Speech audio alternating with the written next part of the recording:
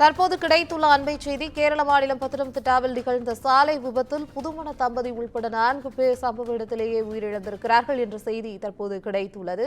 கேரள மாநிலம் பத்தனம்திட்டாவில் நிகழ்ந்த சாலை விபத்தில் மலேசியாவுக்கு சென்ற புதுமண தம்பதியை காரில் அழைத்து வந்தபோது இந்த கோர விபத்தானது ஏற்பட்டிருக்கிறது. கோடி என்ற இடத்தில் காரில் வந்து கொண்டிருந்த போது தனியார் பேருந்து மோதியதில் சம்பவ இடத்திலேயே 4 பேரும் உயிரிழந்திருக்கிறார்கள். இது குறித்த கூடுதல் தகவல்களை வழங்குவதற்காக செய்தியாளர் ஹேமலதா இணைப்பில் இருக்கிறார். வணக்கம் ஹேமலதா, கூடுதல் விவரங்களை பதிவு பண்ணுங்க. வணக்கம் பவித்ரா. தற்போது பாத்தீங்கன்னா சபரிமலை சீசன் நடந்துகிட்டு இருக்கு.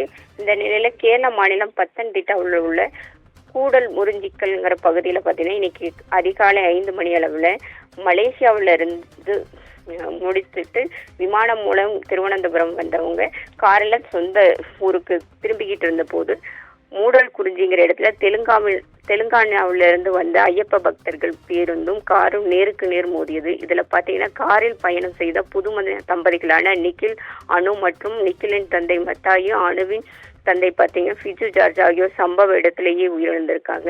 இவங்களுக்கு பாத்தீங்கன்னா கடந்த 15 நாட்களுக்கு முன்னாடிதான் திருமணம் நடந்திருக்கு. புதுமண தம்பதிகளும் மலேசியாவுக்கு சென்றுட்டு இன்னைக்கு அதிகாலையில தான் இந்தியா திரும்பி இருக்காங்க. இவங்க பாத்தீங்கன்னா 8 ஆண்டுகளாக காதலித்து திருமணம் செய்தவங்க.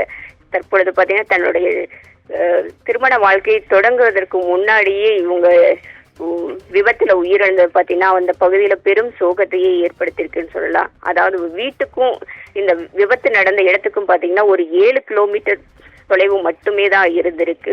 பெரும் கனவுகளோட வீடு திரும்பிய இவர்களுக்கு இந்த விபத்துல உயிரிழந்தது அந்த பகுதியில பெரும் சோகத்தையே ஏற்படுத்தியிருக்குன்னு சொல்லலாம். பவித்ரா, தகவலுக்கு நன்றி ஹேமலதா.